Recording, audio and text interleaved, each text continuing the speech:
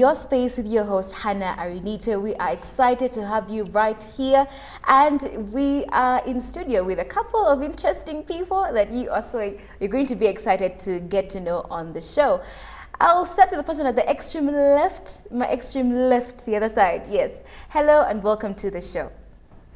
Thank you so much. My name is Peter Aine, and I'm a final year student at Makerere University doing Bachelor of Commerce. I'm also a founding president of a platform called Youth with a Vision. Nice. Yes, hello and welcome to the show. Thank you so much. My name is Godwin Bushanda. I'm my final year at Makerere University. I'm a student leader, currently the JRC Makerere Betting Union, and also former leader in the 87th Guild. I'm glad to be here. Thank you for coming. Yes, Doctor. Good evening, viewers. I am Patricia Achano Kiria, Deputy Inspector General of Government, and I'm very happy to be here with the young people talking about the fight against corruption using the national values. Yes. So today's topic is one that is quite interesting: preserving our legacy, youth, and public property. We're going to start with understanding what a legacy is, because I feel like as young people, it's one thing we have failed to define properly. What is a legacy? I'll start with Aine. What is a legacy? Well, I believe when we talk about a legacy, it's something that you will be remembered for, something that outlives you. For example, 20 years from now, or maybe 60 years from now, if I'm no more, what would people say that were the values I espoused or stood for? I believe that's what a legacy is all about. What will people remember me for? Yes. Dr. Patricia, somebody who has just won an accomplished medal, what would you describe legacy as? Legacy, in my view, are lasting impacts of events or activities that has happened. Talking about the medal, that medal, my grandchildren will take it on as a legacy. They will say our great-grandmother was recognized during the independence celebration in Kitgum at one point with the Jubilee Diamond Medal for excellence in service to the government of Uganda. So that will be a legacy. Definitely. The lasting impacts of activities or events that have already taken place. Yes. But what does it take to actually have a legacy, especially for some of us who are still developing and going into that stage where our accomplishments will be recognized? Bushanda, what does it take for a young person to create a legacy? Yes, thank you so much. I think we need to be very clear. We may confuse the public because someone can have, because when you talk about legacy, someone can have a bad legacy and a positive legacy. So like Doctor has a very good legacy. So we should be discussing about legacy that has a positive impact to the society and even the country at large. And then another issue is like because a legacy all belongs to a character, self-character. A character, how have you been brought up? What do you stand for in terms of positivity to the society?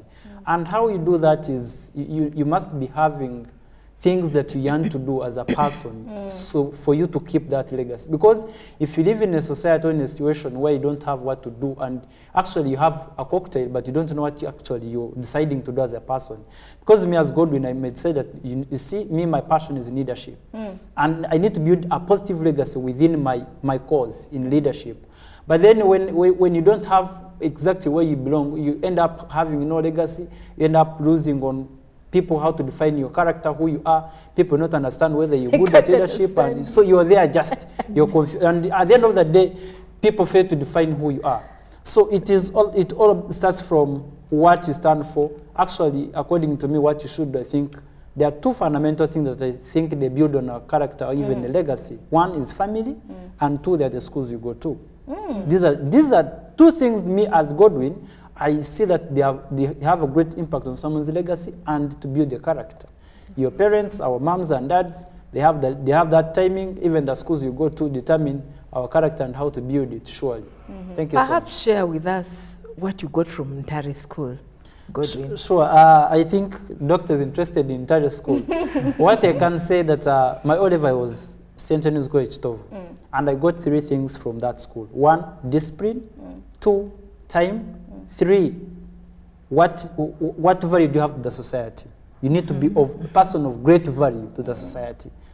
At least that's a school that built me. When I went to Ntare, after having discipline, value to leadership and all that, then Ntare gears it up. So, okay, you're a leader, but then you need to advocate something that you transform this country. I can assure you, whoever has gone through Ntare school, you must be very patriotic and have a legacy. Yeah. That school does not, actually, even if someone is not a leader, but is doing well in another sector. So clearly, Ntare has given me the power of speech to speak and elaborate, to be elaborate to the society and the public, so that whatever I'm speaking, it's what the nation needs, and I shouldn't wait for anyone to build this country, yet I'm there. Yes. I'm also part of the building of this nation. I can't exclude myself in building this nation, unless otherwise. Yeah. Yeah. Wow. Thank you so much. As somebody who has worked with people from those schools, I think that is very accurate information. So the reason as to why we are talking about legacies as young people is because we are the future, and we are the future of the leadership in this country.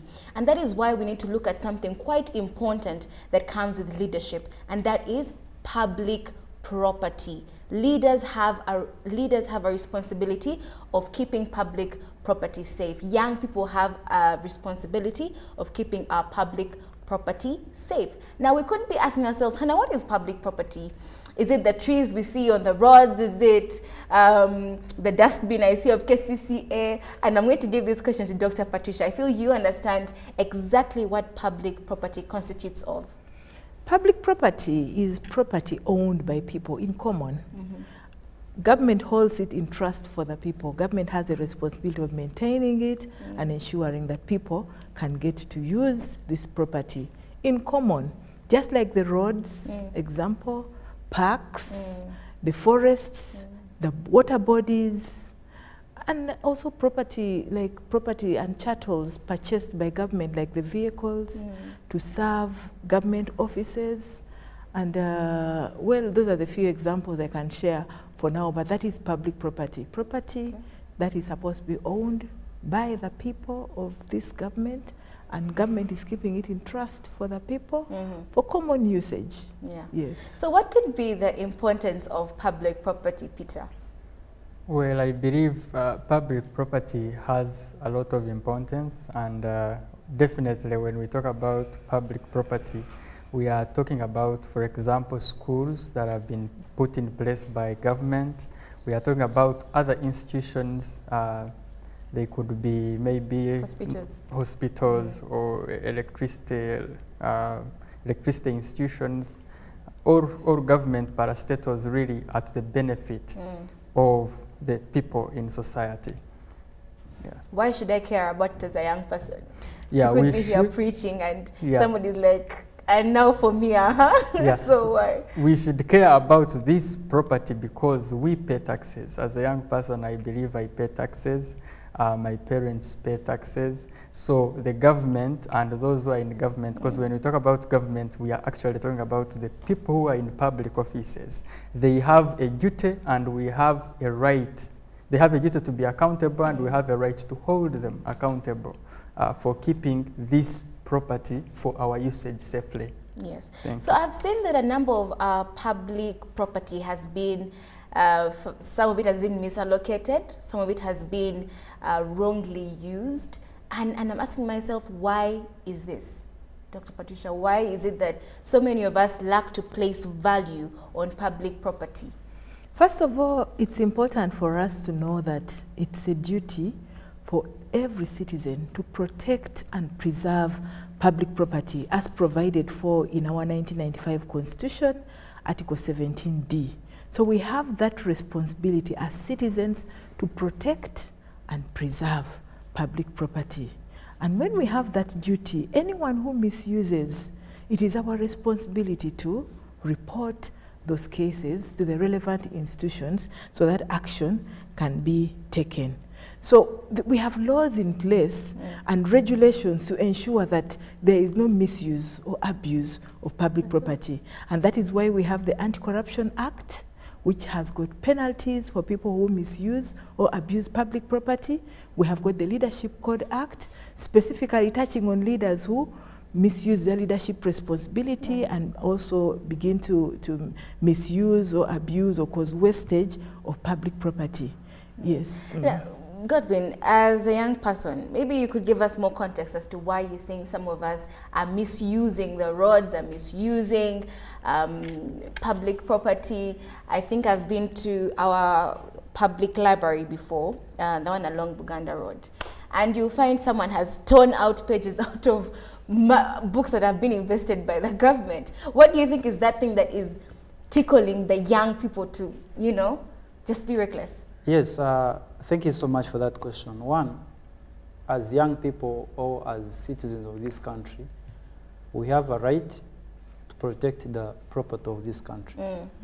We don't have the fact that we have the right actually to use the property does not mean that we have the right to destroy. And two, most of the young people and citizens in this country or elsewhere, there's what they call ideological disorientation. Because they think there's a public library somewhere, they think it is for government, therefore anything for government should be destroyed. Yes. But that is wrong. Because one, you're part of that government.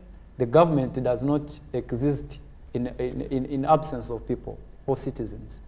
Therefore, I think one, there's ideological disorientation, and people want to assume that actually they have the rights to destroy everything so that Dr. Patricia can come, because he's a government official, can come and see. But is that the reason as to why we should do so? Or should invite the doctor to come and add more materials to read, other than destroying them? And in actual sense, you find that these things are done by young people who are educated even. It's an it's absurd, by the way, because there's no person who is not educated who goes to the library, because he doesn't know what's in the library.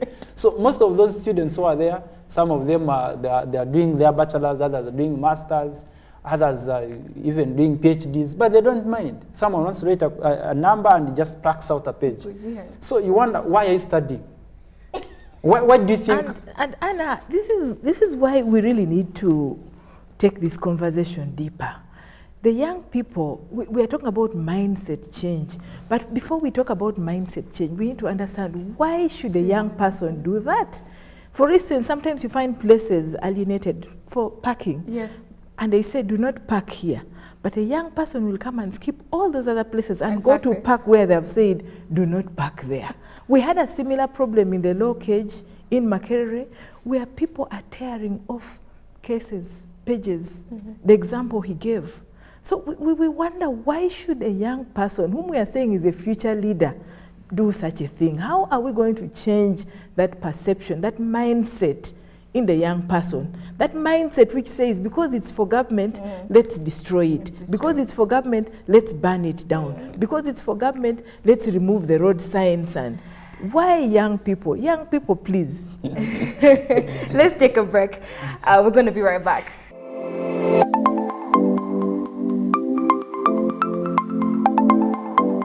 We're left with a number of questions going out to you, and you are feel free to share those answers on our social media handles at YourSpaceUganda on Twitter and on Instagram. You're still here with your host, Hannah Arinito. Now, there is a misconception that young people think that the government is the government up there, and they kind of forget that the government includes people like you and I. Now, there's a question Dr. Patricia left here on set, and Peter is ready to answer to that question.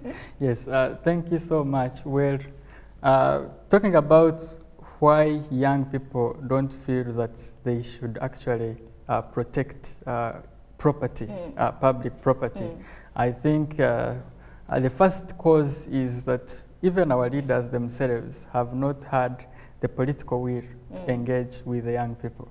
There is a very big gap between the people who are actually in government and these youth. We need to have a deeper engagement with them, because when we are talking patriotism, for example, we best teach patriotism when we are demonstrating by example. If, for example, the deputy inspector of IGG came to Makerere and maybe showed a team of young people why it is important to park your car right and not just park anywhere and disturb the space that other people should park at, I think that kind of engagement would trigger the young person to think about it and say, I think this person has achieved it, or they have it all. why do they still go ahead and respect public property? So I think on a level of the youth, we need to have an interaction with people in these public offices, and on a level of the youth, we need to have more mentorship spaces. The doctor talked about mindset change. I think the question of mindset change must be accompanied with the right examples. Let the people who are coming to teach us mindset change demonstrate the protection of this public property, and you'll see the response from the youth. Thank you. Yes, I think I've heard of the saying that do as I say, not as I do. I think so many of us like to preach that in these young people's faces, and I think we forget that young people don't really listen. We do listen, but I think we concentrate more on the action bit of it. So Dr. Patricia, do you think that maybe the older generation or the leaders have created enough spaces for young people to listen and learn with actions? I think it is work in progress, and I would like to thank Peter for that response. It is work in progress. We, the public officials in high positions of government, need to go down and engage deeper in conversations like this with the young people to cause that mindset change. And we need to demonstrate leadership by example. If I am saying tofuka wano, a young person should not go and do, because I've said it and I'm not doing it. If I've said, let us fight corruption, let's not take bribes, and I'm taking bribes, a young person may go and do even worse than what I'm doing. So I think we need to model the way for the young people and get into these conversations and get into counseling them, nurturing them, mentoring them, and engaging with the young people in our day-to-day lives, because we are saying they are the future leaders, and they actually are the future leaders for this country. And going back to the law, the same constitution of the Republic of Uganda says we, the leaders, hold these positions in trust of the people, meaning that we need to get to engage with the young people, get to know what their priorities are, get to know what their responsibilities can be in fighting corruption, get to know how they can join us to disseminate these national values, so that everybody right from the family can grow up knowing what their responsibilities are, especially in making Uganda a better place. Yes, yes. Definitely. And I think we also need to understand as young people that this is not something we are doing for the government or for our leaders. This is something we are doing for the future generation. Maybe you could expound more on that, Bishana. I think sometimes we fail to understand that we are doing this for ourselves and not for them, whoever them is. Yes, one thing I want to say, I want to just disagree a bit, because this is a debate. One, me, there are some things I don't agree with, because I don't need, really, how do you expect, there are some things I don't expect as a person, but at the end of the day will come, because that's what the society is. That someone doing masters or doing a bachelor's at university has the moral authority to pluck out a certain page from a book. And then you want the vice chancellor or someone to come and say, guys, plucking out the page is bad. It's like people, we used to be in high school and people don't lay their beds, so make their beds. Up to now, even find them, it's the same thing. You want people to have a seminar for you how to make beds? Surely. There are some things that we need to desist from. But I think one thing we lack as young people is the direction in which we need this country to be. And every time young people want to answer questions in the political dimensions, everything has to be political. Everything has to be political. And I disagree with them. I also disagree. We don't need to answer the problems of this country, the problems of corruption, in the political dimensions. Thank you. Because what do we need as young people? If we say we need change, but can you be the agent of change you want? And how do you be that agent? Does it mean that you should abuse the president? Does it mean you should abuse the inspector of government? Definitely no. Do something that is tangible, that transforms the society. At the end of the day, get a collective change that you need. Be that young person who is yearning to have a country, and you're prepared for it, so that tomorrow when this country, these government officials, the doctors are giving us this country in our hands, we are ready for it. But I want to assure you, very many young people, they are not ready to handle this country. If you give them this country in one year, it's going to be down. And it's not that they actually, for them they want just say, I'm a general, I'm a president, But do you know what it means to be a general? Do you know what it means to be a president? What do you need? What are you yearning for? Are you yearning for position, or yearning for the transformation of a society and a country? And if we have that correct direction of the country, what we need, then I think we're in the right path. But if we want to answer everything in political dimensions, then you're going bad. Some people, they are always to wake up in the morning, sit in the room, abuse people on social media, on Twitter, on WhatsApp. We need change. And that one does not bring change. Definitely. Because at the end of the day, you get out and you don't have what to eat, you don't have supper, you don't have lunch, and you're complaining the government should come and help. But you wasted 18 hours on Twitter, abusing people. And the doctor here, she's in her office, she's doing work. So what do you want people to do for you? So it's something that we need to know. Let us have the ideological direction of which country do we need. Not in terms of politics, because politics cannot answer every question. That's true. Politics just incites violence and gives false hope to the society that you see when you change this face and have a new face, have Godwin, then the country can be okay. But you forget that they are the same people that are going to be ruling. Because it does not. So I need young people, we need to have the true picture of Uganda we want, and be the real agents of that picture. I don't like things of blaming the doctors and the president. Me, I'm not part of that debate. Yes. Pointing a finger. What have I done as Godwin? Then I can come and castigate. You haven't made, you woke up in the morning, you didn't make your bed, but you're on social media. You're on media abusing people, and you're saying government should help us. This is the cycle that so many of us are in each and every day. We don't wake up early, we wake up at 11, you know, you are sloppy, but at the same time you're pointing fingers at somebody else. I think in the previous episode we talked about how as much as you're pointing a finger at somebody, there are 3 other fingers pointing back at you. So I'm going to go back to Dr. Patricia. So what should be the biggest lesson we pick from this conversation? The biggest lesson from this conversation is to re-strategize this mindset change. Like Edwin has just said, we need to think about what is good for this country. And the spirit behind your space is basically to unpack the national values and re-strategize as young people to contribute to the fight against corruption using the values. Values like honesty, accountability, truthfulness, integrity, you know, love for your country, patriotism, social responsibility, and unpack them so that we can know what the responsibilities of the young people are and how they can use their energy instead of fighting, like he has brought it out, instead of abusing and insulting people on Twitter, that energy can be geared towards fighting corruption and improving their spaces they live in. Like in the university, there would be sanity. I wouldn't expect someone to go to the loos and leave everything all over the place and not clean up. I wouldn't expect anybody to, you know, break these simple rules. And that is why when it goes to use of public property, use of public property is regulated by law in Uganda.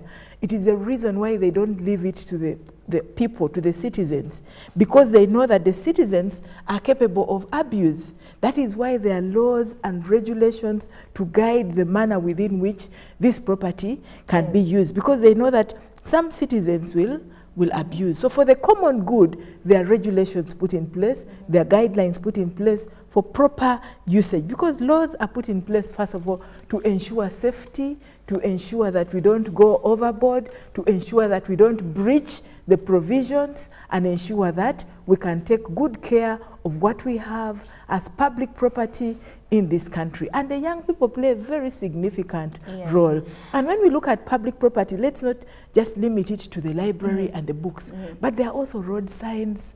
With the example I gave, why should they break them off and go and use them for welding other things? Because when you break off a road sign, that means you are actually a murderer. Because if a road sign is off, then accidents are bound to occur. Why should somebody take a government vehicle, an ambulance, for example, to take pineapples to the market, and yet there are people waiting to be assisted to go to hospital to deliver and so on? Why should someone take a government vehicle which should be used to facilitate people to do government work for his personal businesses, to take alcohol to the countryside or grass to the farm for his goats and so on. It's just starting. Our time is up. Catch us next Sunday, same place, same time here on UBC, 5 p.m. Have a lovely week. Bye-bye.